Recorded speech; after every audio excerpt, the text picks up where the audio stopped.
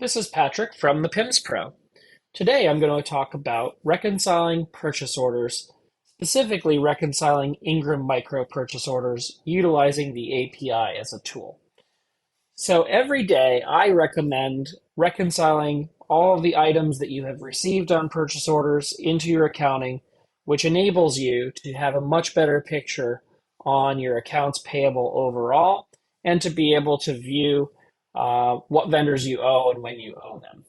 So I'm going to start with some Ingram Micro POs. To do this, I'm going to go to the PIMS accounting module by pressing and holding Command 1 on my keyboard, or going to File, EDC Accounting from the main splash screen.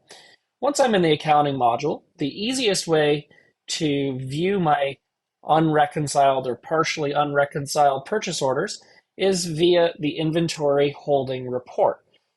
So this reports menu varies based on whether you're in the accounting module or over at the main splash screen. So you have to be in the accounting module to see inventory holding report. This shows me a list of purchase orders that have items that have been received that haven't been reconciled yet. And if you're on an older version of PIMS than the most recent, you will be missing the column that says vendor.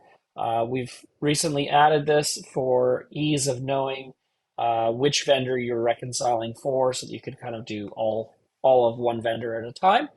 I'm going to go ahead and start by looking at this Ingram Micro purchase order right here that has, it's a PO of 5,813.17, and nothing has been reconciled.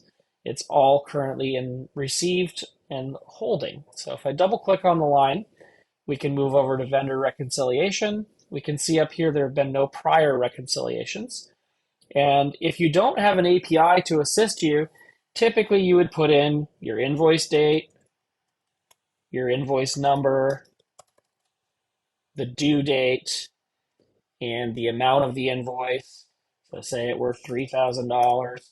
You would then go through and check the quantities of the items on the invoice to match your vendor invoice. Now, with the Ingram Micro API, we can actually cross-check that automatically.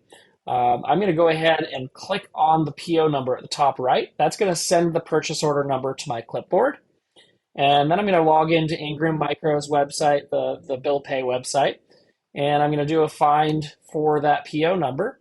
And I can see that there are two invoices. You can see the first one has a -11. I'm not going to bother to copy the invoice number or anything. I go back to PIMS. I go to the APIs menu and I choose Fetch API Invoice Details. And the Ingram order number is already there, but if we put a -11, this is going to go out with the Ingram API, and it's going to check for this invoice with -11. And it's going to match up all of the items automatically when I hit autofill PO. And you'll see in this case, it's unbalanced because it found 5,551.17 in items, but the invoice is $2 higher. That's because Ingram charges $2 in handling on every order. It primarily lands on the -11 invoice. So it's usually the first invoice from every purchase order. So now that I've added my $2, I call it freight. Everything balances and I can hit post to AP. And I'm going to say no there. But we know that there's still something left on that because I found two open invoices and there were no prior reconciliations. So I'm going to go ahead and open the same PO back up. And you'll see there's $262 remaining. I'm going to go back to Ingram Micro and I can see there is another invoice right there. That has $262. It's -21.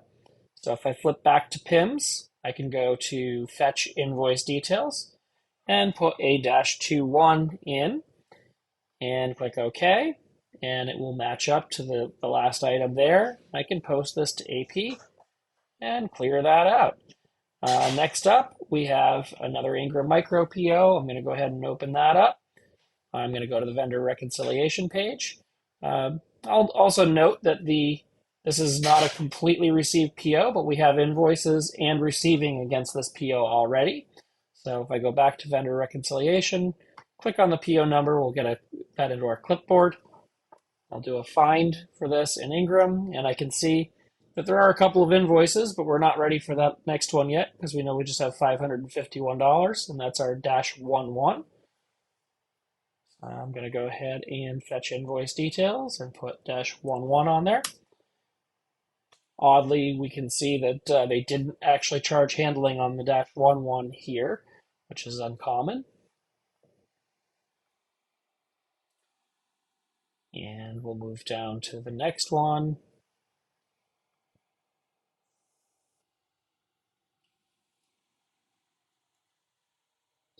And we can see we've got a couple to do here. We've got a 1-1 and a 3-1.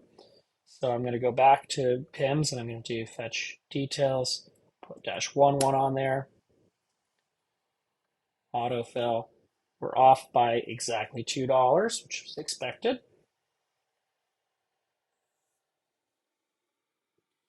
So then I'll double click it again, go back to vendor reconciliation, and put in -31 and post it. And that took care of all of my Ingram Micro.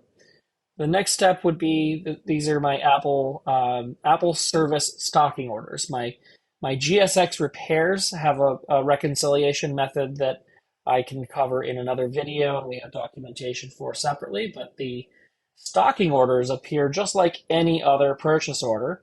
You would open up your PO, you would go to vendor reconciliation, and you would find your Apple invoice, put in the invoice number, the invoice date, the due date, and you would match up the items until the invoice totals, and then you could post the balance. Again, I highly recommend doing your PO reconciliation on a daily basis because it'll make it much easier to know where you are and what your forecasts need to be able to pay your accounts payable. Once you've reconciled all of your accounts payable, it's quite easy to be able to go down to your AP menu and list vendors we owe by week. This will give you a breakdown of how much money you need to come up with this week, next week, the week after, really over a month out. And it can be really helpful in planning your cash flow needs. Thank you for joining me today on this video, and I look forward to your feedback.